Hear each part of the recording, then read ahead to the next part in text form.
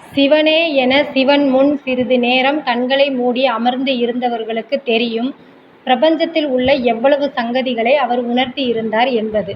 ஒரு சில தகவல்கள். ஆன்மீகம் சம்பந்தப்பட்ட பயிற்சிகளை இன்னைக்கு பல பேர் பலவிதமா மேற்கொள்றாங்க. சில பேர் கோயிலுக்கு போய் கடவுளை வழிபடுறாங்க. சில பேர் சுவாச பயிற்சி பண்றாங்க. சில பேர் தியானம் பண்றாங்க. இன்னும் சில பேர் மந்திரங்கள் சொல்றாங்க.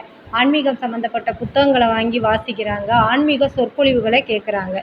இது எல்லாமே எதுக்கு பண்ணுறோம் அப்படின்னா, ஆன்மீகத்தின் இறுதி நிலையை உணர்றதுக்கு.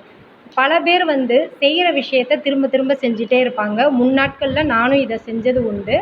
ஆரம்பத்தில் அது சரிதான். அதை செய்யும் போதில் தான் அதில் உள்ள விஷயத்த நம்ம உணர முடியும். உணர்ந்த பட்சத்தில் நம்ம அடுத்தடுத்த நிலை முன்னோக்கி போய்க்கிட்டே இருக்கணும். அப்படின்னா தான் நம்ம அந்த இறுதி நிலையை ரொம்ப சீக்கிரம் உணர முடியும்.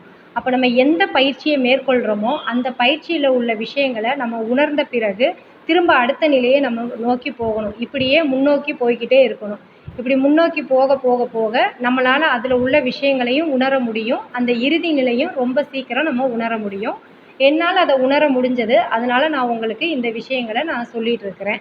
இன்னொன்று என்ன அப்படின்னு பார்த்தோன்னா, உணர்ந்த விஷயங்களை வெளியே சொல்லாதீங்க அப்படின்னு முன்னாட்களில் சொல்லி வச்சுட்டு போயிருக்காங்க. அது ஏன் அப்படின்னு பார்த்தோன்னா, அந்த விஷயங்களை நம்ம எவ்வளோக்கு எவ்வளோ உணர்கிறோமோ அப்போ நமக்குள்ள ஒரு பேரானந்த ஊற்று அது வார்த்தைப்படுத்தி சொல்லவே முடியாது. அந்த அளவுக்கு இருக்கும்.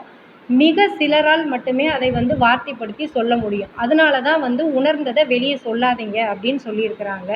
அந்த மிக சிலர் கண்டிப்பாக இந்த பூமியில் இருப்பாங்க. அவங்க வார்த்தைப்படுத்த முடிஞ்சால் அதை வார்த்தைப்படுத்தி சொல்கிறது ரொம்ப நல்லது. ஏன் அப்படின்னா, ஆன்மீக பயிற்சி மேற்கொள்கிறவங்களுக்கு அது ரொம்ப உதவிகரமாக இருக்கும்.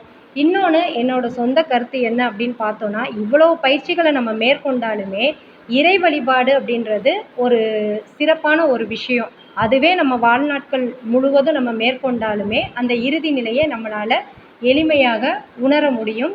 ஆனால் உணர்தல் அப்படின்றது முக்கியமான ஒரு விஷயம். நன்றி.